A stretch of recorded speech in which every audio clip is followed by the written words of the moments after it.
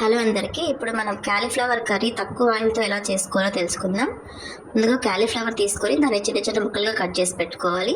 అదేవిధంగా ఆలుగడ్డ కూడా తీసుకొని దాని తొక్క తీసేసి చిన్న చిన్న ముక్కలుగా కట్ చేసుకోవాలి. మరియు పచ్చి బఠానీలు కూడా తీసుకోవాలన్నమాట.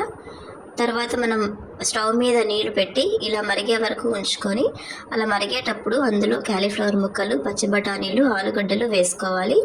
ఇలా వేసి మరిగించడం వల్ల క్యాలీఫ్లవర్లో ఏవైనా పురుగులు ఉన్నా కానీ అవి బయటకు వచ్చేస్తాయి.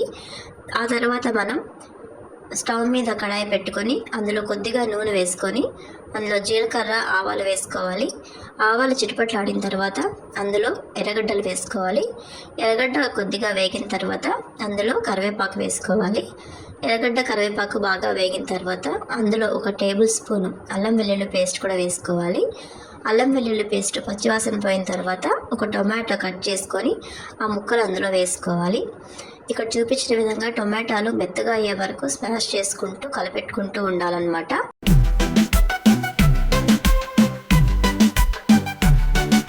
టొమాటాలు కొద్దిగా మెత్తబడిన తర్వాత చిటికెడు పసుపు, కొద్దిగా ఉప్పు, 1 స్పూన్ కారం పొడి, 1 స్పూన్ ధనియాల పొడి, మరి 1 స్పూను గరం మసాలా పొడి వేసుకోవాలి.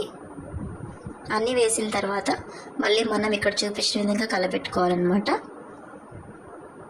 చూసారు కదా, టమాటా ముక్కలన్నీ బాగా మెత్తగా అయిపోయాయి.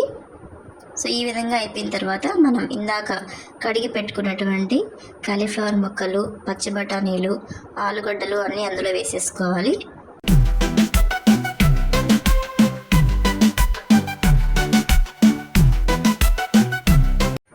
అన్నీ వేసుకున్న తర్వాత మనం ఇక్కడ చూపించిన విధంగా కలిగి పెట్టుకుంటూ ఉండాలన్నమాట.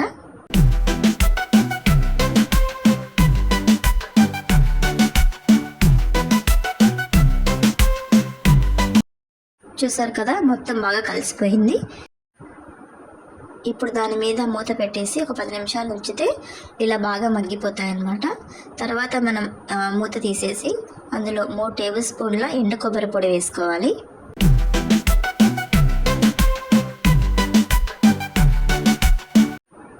తర్వాత కొద్దిగా కొత్తిమీర కట్ చేసి వేసుకోవాలి.